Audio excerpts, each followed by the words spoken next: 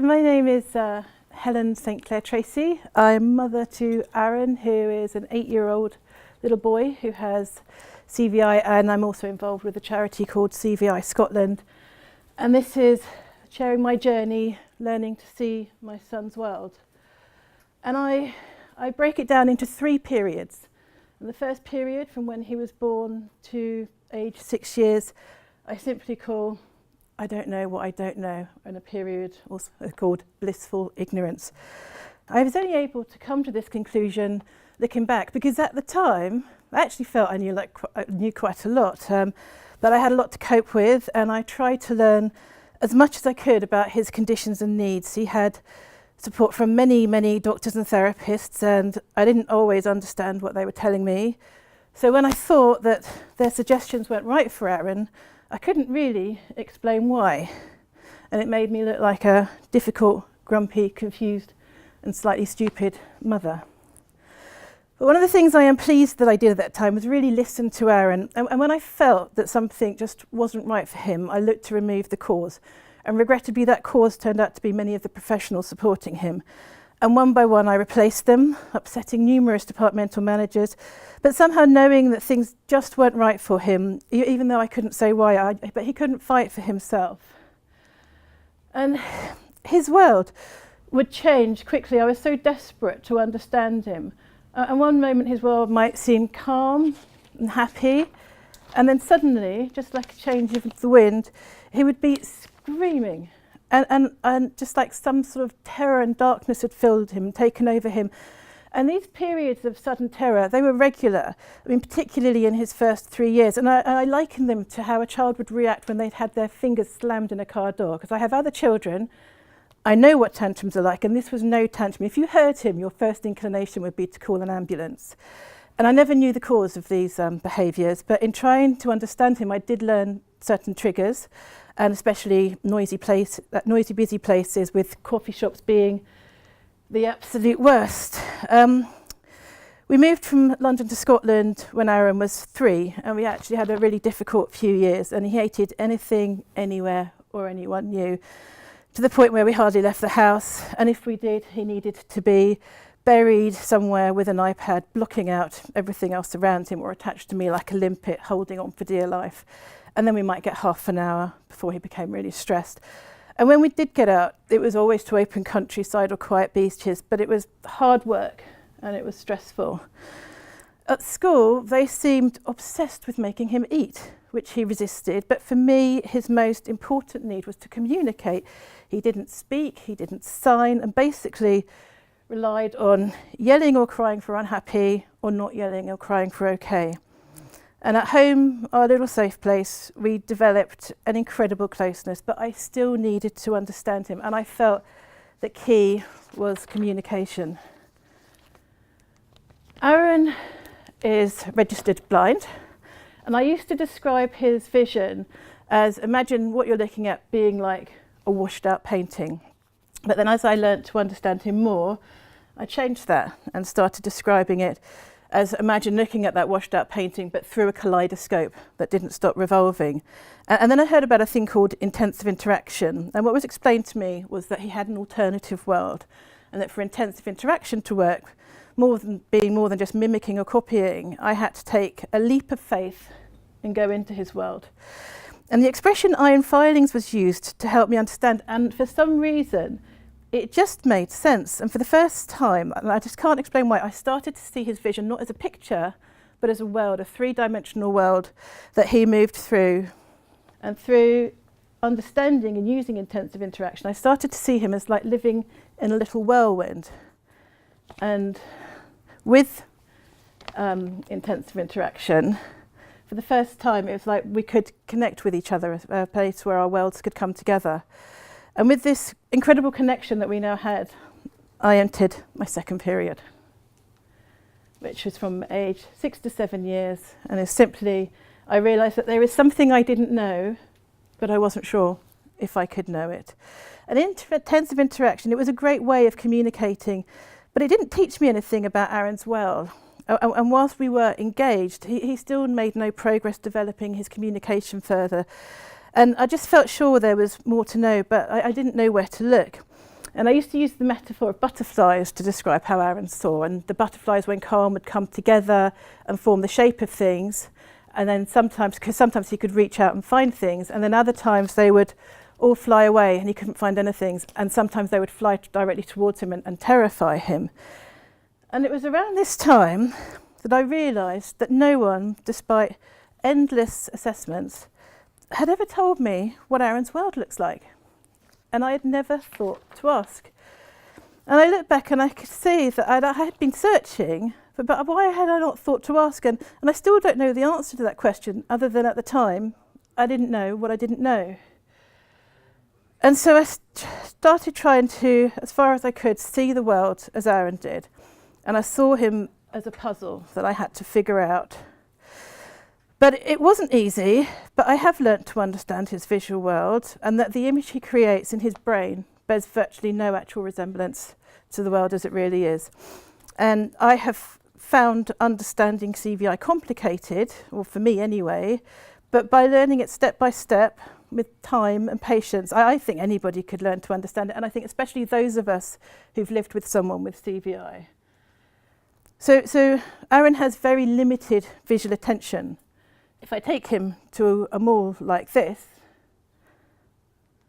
is what I think he can see. And I've done got a little simulator here, about the size of an iPhone. So this is what that amount of visual attention as you're looking through the world. And here, there's nothing for him to make sense of his surroundings. But what there is a lot of noise. And this is a noisy, busy place. And he can't make sense of the noises either. He can't see what they are. And he hasn't learnt what they are. And so he's frightened of them. He also can't calculate distances. Here he is in IKEA. He's reaching for the basket on the right-hand side and just grabs hold of thin air. He completely misses it. And it made me realise that in addition to this, he can't calculate the distance of things moving towards him. So if he's out and about in a busy place, he often, I suspect, feels like things are going to bump into him or hit him. So in addition to being confused and frightened, I think that a lot of the time he also feels physically at risk of injury, and no wonder he hated them all. So with this understanding, I've entered period 3, which is learning to see how he sees. And it's the current part of our journey, and it's never ending. And it's important that as well as understanding how his world is, it's also understanding what his world has been like. And I created this little diagram to try and explain, because in his first few years of life, I think most of his time was either frightened or confused. And in this place where he would seem content and happy and laughing sometimes, but he wasn't learning anything, and because he didn't know any different. He never existed in a world that made any sense to him. So the times when we thought, well, he's happy, so that's the good place for him to be. But he learnt virtually nothing. And what he also did was he developed some really severe behaviours that would certainly meet the criteria for autism, which is a label we have resisted, but it doesn't mean it isn't there. And particularly his resistance to going anywhere he doesn't know, to anyone he doesn't know, and to anything different within the house, particularly anyone different within the house. And he also started developing quite aggressive behaviours, scratching, biting, pinching, hair pulling. This was his new way of communicating. And so what I realised was that this comfort and confusion zone is not a learning zone. And I made many changes and combined 3 simple steps to open up a world of learning. And I'll give you an example. And the 3 steps are that things have to be perceivable, meaningful, and that he has to be in a calm and happy place. And one of the examples is I'm teaching him to talk. No one suggested I teach my son to talk. We started with a very simple thing that was meaningful to him, and that's hand. He liked to hold people's hands whilst they wiggled in front of his face. And so we just named that hand, a single word, said slowly, hand, when he was calm and happy. And very soon he started trying to repeat it back to me. And we just used that very simple combination, perceivable, meaningful, in his happy place. And he showed us something we didn't know, that he has got an incredible capacity to learn. So what I realised is that with my knowledge of how he sees, in addition to making things understandable, I also really needed to consider these behaviours and avoid these stormy skies, because when the behaviours are left, that they block all access to any further development. So this is an ongoing process, but it's going very well. There is no end to this learning to see his world period. I'm learning all the time. I can't be inside his head to actually see his world. It's a puzzle, and it's a very complicated puzzle. But I do learn more every day, and here's where we're up to. And I just wanted to go through some of these terms, because I'm sure they're terms you've heard yourself. So low visual acuity, I was at a talk this week where someone said it's not low acuity, low is best acuity. So I love that. So Aaron's acuity is 6/200. So that basically means that if he stands at 6 metres away from something, I have to go all the way back to 200 metres to try and get a sense of what the same thing will look like from his perspective. So 200 metres, that's 2 100-metre tracks. I'm thinking back to my school days of a 400-metre track. That just doesn't mean anything to me. I have no sense if you'll look different at 100 metres, 50 metres, 200 metres. But I also have a line width with that. So with that visual acuity, that equals a line width of about 1/4 centimetre.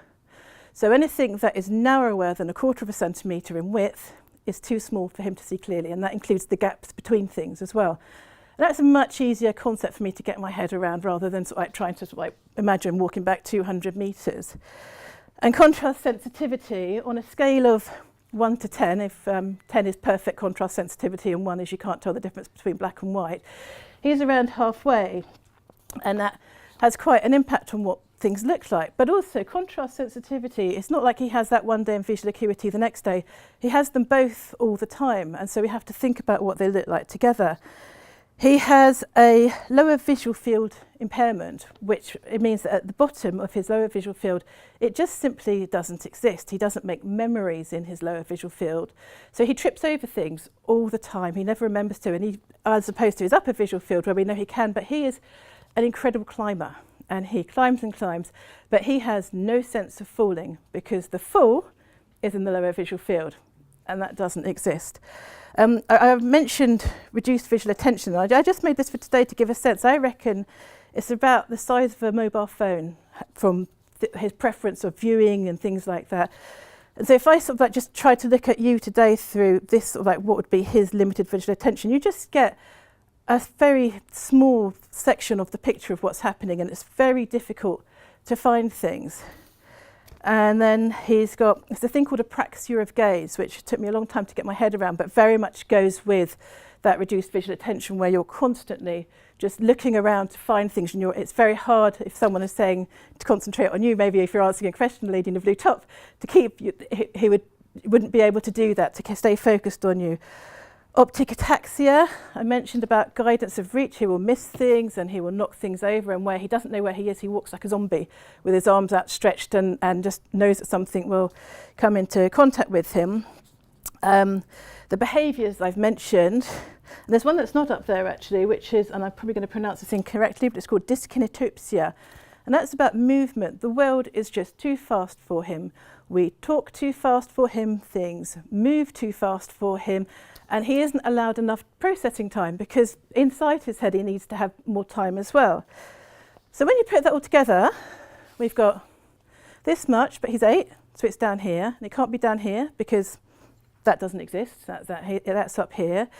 And then we've got the acuity and contrast, so we're going to go back 200 metres. And then as long as things aren't moving, and that's how you start to get a real sense of what his visual world is like. And that's what I've done, is I've really just put these bits together, and then with all this knowledge, that's how you start making the first steps to help them learn. Because they all connect with each other, along with other things like if he's tired, if he's in pain, if he's hungry, happy, bored or frightened. But you may notice the absence of terms like learning disability or developmental delay, and I think this is so important for us today. Technically on his medical records he has a severe global developmental delay, but I don't see him like that.